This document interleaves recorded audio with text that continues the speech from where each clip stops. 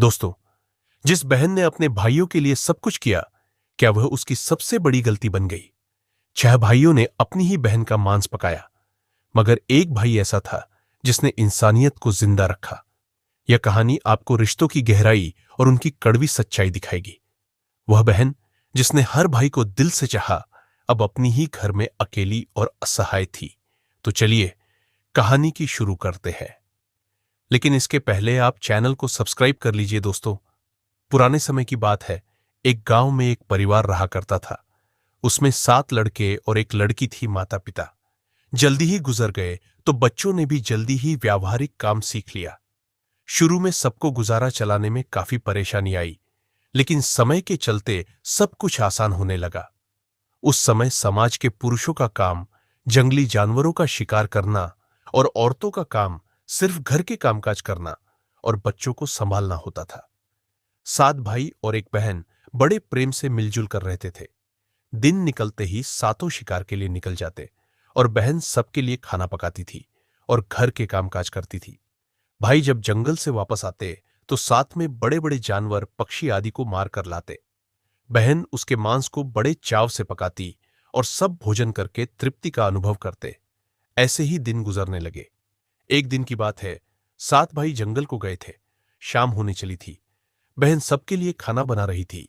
जब वह सब्जी के लिए हरी साग काट रही थी, तो चाकू की तेज धार से उसकी एक उंगली कट गई। कटी उंगली से खून की धार बहने लगी। उसने सोचा, यदि भाइयों ने देखा तो वे बड़े दुखी हो जाएंगे। मुझे उन्हें यह बात नहीं बतानी चाहिए। उसने बहते हुए खून को अपने ओढ़नी से पोंछना चाहिए, परंतु लगा कि उसके भाई देख लेंगे। फिर उसने दीवार पर पोंछना चाहिए, फिर लगा यहां तो और अच्छी तरह से दिखाई देगा। वह बेचैन होकर इधर उधर घूमने लगी। कोई ऐसी जगह नहीं मिली जहां उसका बहता खून भाइयों की दृष्टि से बच सके। अंत में जब कोई उपाय नहीं मिला, तब उसने उसी साग से पोंछ लिया जिसकी वह सब्जी बनाने वाली थी। शाम को सभी भाई जंगल से वापस आए। बहन ने खाना परोसा। आज सातों को साग बहुत स्वादिष्ट लगा। सातों अपनी उंगलियां चाटते रह गए। बहन की पाक कला की तारीफ की। अपनी तारीफ सुनकर बहन भी खुशी से फूली नहीं समाई। दिन भर के थके होने के कारण सातों भाई जल्दी हो सो गए। अगली सुबह रोज की तरह खा पीकर सातों भाई जंगल की ओर निकल पड़े। जब शिकार तलाशते तलाशते थक गए, सभी एक पेड़ की छांव में बैठकर आराम करने लगे। बातों बातों में रात के भोजन में बहन के द्वारा बनाई गई साग की चर्चा होने लगी। सब कह रहे थे कि इतनी स्वादिष्ट साग की सब्जी आज तक नहीं खाई थी। सबने तय किया कि आज इसके बारे में बहन से जरूर पूछेंगे और जान लेंगे कि साग में उसने क्या क्या मिलाया था। शाम को सातों भाइयों ने दोबारा बहन की पाक कुशलता की तारीफ करते हुए पूछा, प्यारी बहन, कल रात के साग में तुमने क्या क्या मिलाया था? बहन बताना नहीं चाहती थी। वह सोच रही थी कि अगर उन्हें पता चला कि उसकी उंगली कट गई है तो सभी बहुत दुखी हो जाएंगे। इसलिए उसने जवाब में कहा, कुछ नहीं। बड़े भाई ने कहा, प्यारी बहना, तुम्हें बताना ही पड़ेगा। मैं जानना चाहता हूं कि हमारी बहन ने इतना स्वादिष्ट साग कैसे बनाया। तुम्हें मेरी सौगंध है। बड़े भाई का सब सम्मान करते थे। बहन को सच बोलना ही पड़ा। उसने धीरे धीरे सारी बात बताते हुए कहा, बस इतना ही अपना खून मिला दिया था और ज्यादा कुछ नहीं। यह सुनकर 6 भाइयों के मन में एक कुटिल ख्याल आने लगा। सोचने लगे, इसके खून की चंद बूंदें इतनी स्वादिष्ट है तो इसका मांस कितना स्वादिष्ट होगा।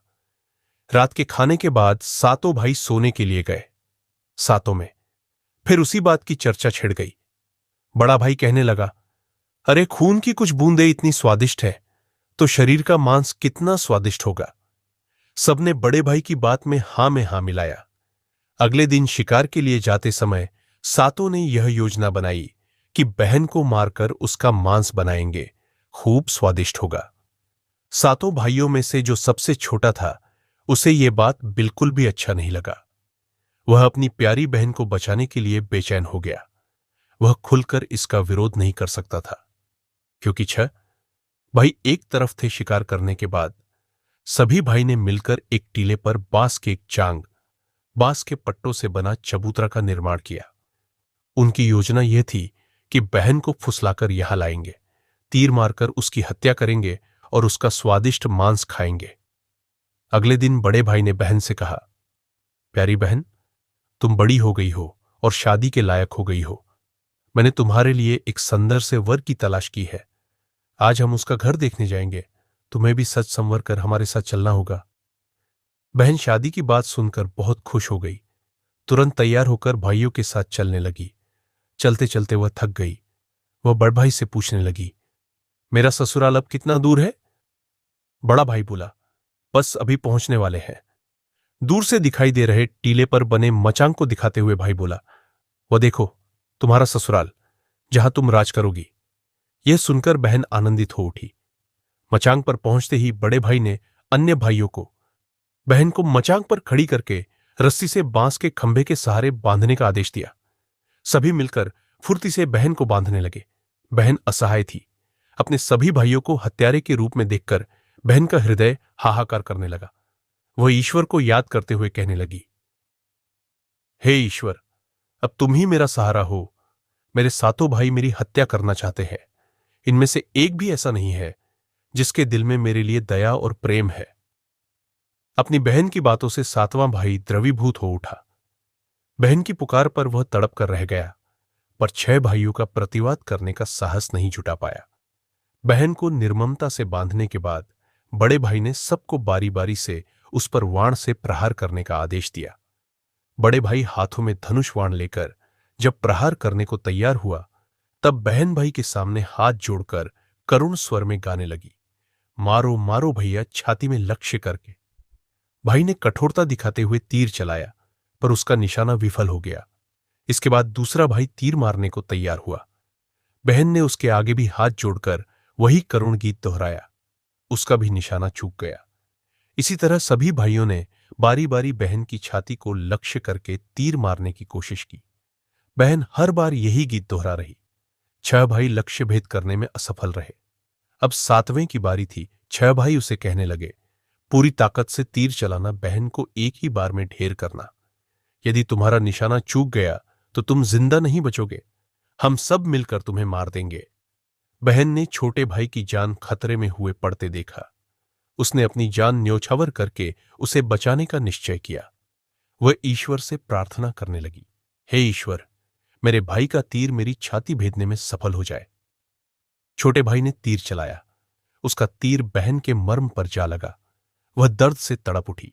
कुछ देर छटपटाने के बाद उसके प्राण पखेरु उड़ गए। वह निस्पंद हो गई।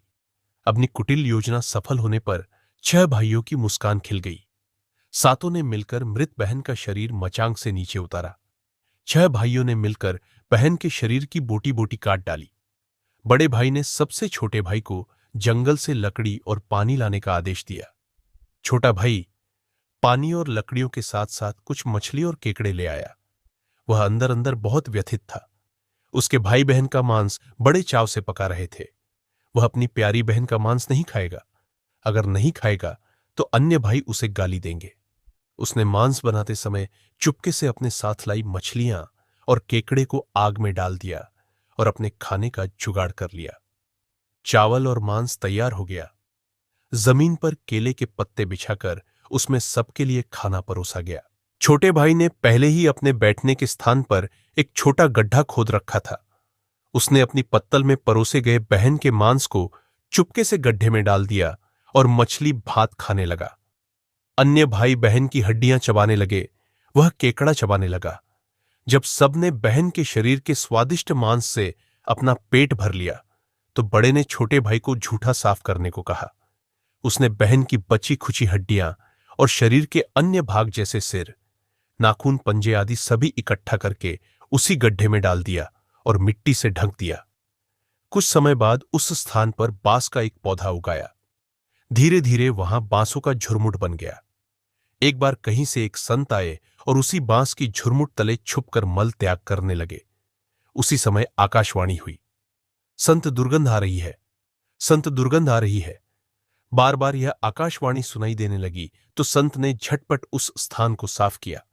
उन्होंने झुरमुट में से एक बांस काटा और अपने साथ ले गए। उस बांस से उन्होंने एक केंद्रा, एक पुराना वाद्य यंत्र बनाया। वे उसे बजा बजाकर दिन भर लोगों के घर जाकर भिक्षा मांगते थे और बदले में खूब सारा उपदेश देते थे। एक दिन संत भिक्षा के लिए बड़े भाई के द्वार पर गए। तब तक 6 भाइयों का विवाह हो चुका था, केवल 7वां कुंवारा था। जो ही संत ने बड़े भाई के आंगन में कदम रखा, त्यों ही संत का केंद्रा स्वयं बोल उठा, नहीं बजोरे, केंद्रा यही है दुश्मन सबसे बड़ा।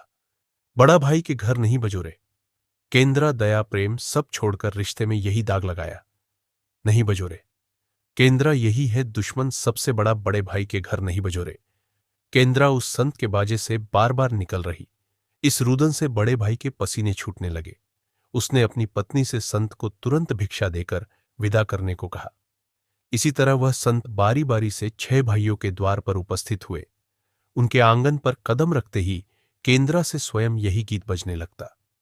उन्होंने भी अपनी पत्नी को तुरंत ही कुछ भिक्षा देकर विदा करने को कहा। उनके मन में यह डर समा गया कि यदि इसी तरह संत का केंद्रा बजता रहा तो उनकी यह पोल खुल जाएगी कि वे अपनी बहन के हत्यारे हैं। अंत में संत 7वें भाई के घर पहुंचे, जो अभी तक कुंवारा था। वह अकेले रहता था। जब संत उसके द्वार पर उपस्थित हुए, केंद्रा बोल उठा, बजो रे बजो केंद्रा, मेरे सबसे छोटे भाई के घर। मन की बात मन में छुपाकर युग युग से रख रहा है। बजो रे बजो केंद्रा यही है मेरे सबसे प्यारे भाई का घर। संत के केंद्रा से प्यारा और दिलचस्प गीत बजते सुनकर छोटे भाई ने उन्हें सम्मान के साथ अपने घर में बैठने के लिए आसन दिया। तांबूल पान और जलपान से उनका सत्कार किया। इसके बाद केंद्रा के विषय में चर्चा ही हुई संत ने केंद्रा की जन्म कहानी सविस्तार सुनाई। छोटे भाई ने उस केंद्रा को उसे देने की प्रार्थना की तो संत ने उसे छोटे भाई को सौंप दिया। संत के चले जाने के बाद छोटे भाई ने केंद्रा को अपने बिस्तर के सिरहाने की तरफ एक साफ सुथरे स्थान पर धूप दीप जलाकर सम्मान के साथ रखा। कुछ दिनों के बाद छोटे भाई के घर में कुछ परिवर्तन दिखाई देने लगे। जब भी वह काम से लौटकर घर आता, सारा घर साफ सुथरा होता। जब रोज रोज यही बात दोहराने लगी तो छोटे भाई ने अपनी भाभियों के घर जाकर पूछा, मेरी गैर हाजिरी में आप लोग मेरा घर साफ करते हैं क्या? सभी ने जवाब दिया, हमें अपने घर के कामकाज से फुर्सत नहीं है, तुम्हारा घर कैसे साफ करती? छोटे भाई ने निश्चय किया कि आज वह छुपकर देखेगा कि उसका घर कौन साफ करता है। वह घर के कोने में छुप गया। घर सुनसान होते ही स्थापित केंद्रा से उसकी बहन की शक्ल की एक लड़की निकली ली। घर का सारा काम किया और फिर उस केंद्रा में समा गई। छोटे भाई ने यह बात अपनी बड़ी भाभी को बताई। बड़ी भाभी ने उसे समझाया, ज्यों ही लड़की केंद्रा से बाहर निकलेगी, तुम केंद्रा को आग के हवाले कर देना, फिर उस पर तुलसी जल छिड़क देना, फिर देखना क्या होता है। छोटे भाई ने बड़ी भाभी के कहे मुताबिक काम किया। उसने लड़की के निकलते ही केंद्रा को आग में डाल दिया और लड़की पर पवित्र तुलसी जल का छिड़काव किया। तुलसी जल के स्पर्श से वह मानव रूप में आई। भाई ने देखा, यह तो उसकी प्यारी बहन है। उसने अपनी बहन को गले से लगा लिया। उसके बाद दोनों भाई बहन बड़े प्रेम से जीवन बिताने लगे। सीख निस्वार्थ प्रेम ही रिश्तों को बनाए रखता है। रिश्तों को कलंकित करने वाले कभी छुप नहीं सकते। तो दोस्तों, ये थी आज की कहानी। इस कहानी को सुनाने का उद्देश्य किसी को आहत या परेशान करना नहीं है और नहीं किसी का दिल दुखाना है। इसे कोई दिल पर ना ले। यह कहानी एक प्राचीन कहानी है। वीडियो अच्छी लगी हो तो लाइक जरूर करें। मिलते हैं दोस्तों अगले वीडियो में एक नई कहानी के साथ। तब तक के लिए धन्यवाद।